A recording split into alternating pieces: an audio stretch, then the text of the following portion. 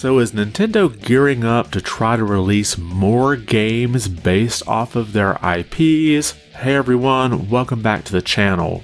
So we know that in the past and currently, Nintendo has licensed out some of their intellectual properties to other game studios to make games. We also had, say, Bandai Namco that developed Mario Super Sluggers back on the Wii. Well, it looks like Nintendo may be looking to expand out and get some more third parties involved with their intellectual properties. Now, this is coming to us from an opinion piece over at GameIndustry.biz by Christopher Dring. And the opinion piece is pretty good. I suggest you check it out. I do have a link in the description below. He goes over sort of the lifespan of the Switch and does a pretty good job of analyzing why it was so successful and why the Switch's successor could have a little more trouble. But there was one particular paragraph in this that I thought was interesting, and we'll read that here. It says, I also know that Nintendo is actively meeting with independent developers to find new partners. Some of that is around publishing indie games, which Nintendo does from time to time, but it's also seeking studios that could work on some of its IP. Nintendo regularly works with third-party teams including Bandai Namco, Team Ninja, Platinum Games, Mercury Steam, WayForward, and Grezzo. But the company is looking to add to that roster, and I know of 3 studios that are deep in conversation around making games based on Nintendo brands. So perhaps it looks like Nintendo is looking to try to get more games out per year based off of their IPs. And what better way to do that than just to license out the IP to another studio and you kind of supervise the work that they're doing.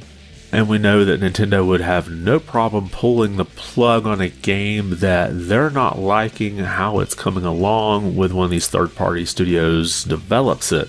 Let's take, for example, Metroid Prime 4. The game was originally announced at E3 in 2017, and it was going to be developed by Bandai Namco. But Nintendo announced in January of 2019 that development had restarted with Retro Studios.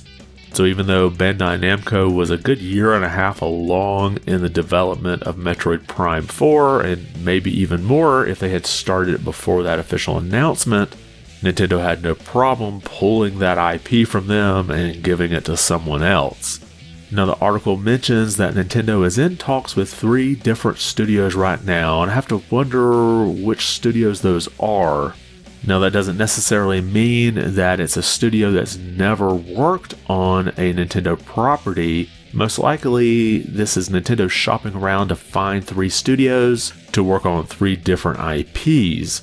But if there's anything that I would love to see come out of this is some more Capcom Zelda games. Capcom worked on the 2 Oracle games as well as 4 Swords and Minish Cap. And we've had all this talk about how Nintendo is pretty much going to stick more to the Breath of the Wild and Tears of the Kingdom formula for their big Zelda titles. But I could see them maybe licensing out some type of 2D overhead Zelda game to someone like Capcom, who's done a great job in the past. Or maybe they could do some type of remastering of those games, kind of like how Link's Awakening got a remaster for the Switch. But of course, me being a Zelda fan, that's obviously where my mind goes to first. But Nintendo does have a lot of, I guess you would say, dormant IPs out there. Obviously, Kid Icarus and F-Zero come to mind first, or maybe perhaps we could see some type of AAA Star Fox game. But let me know your thoughts in the comments. What games would you like to see sort of licensed out to one of these third parties? And what studios do you think would be a good fit for Nintendo's various IPs? Drop a comment below and let me know. And if you liked the video, be sure to give it a thumbs up. And if you haven't subscribed yet, consider doing so. It really does help the channel out quite a bit. I want to thank you for watching and be good.